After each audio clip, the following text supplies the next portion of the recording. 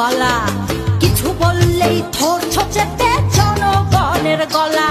ওর দেশটা তোমার বাপের নাতি, করছো ছলা গলা, কিছু বললে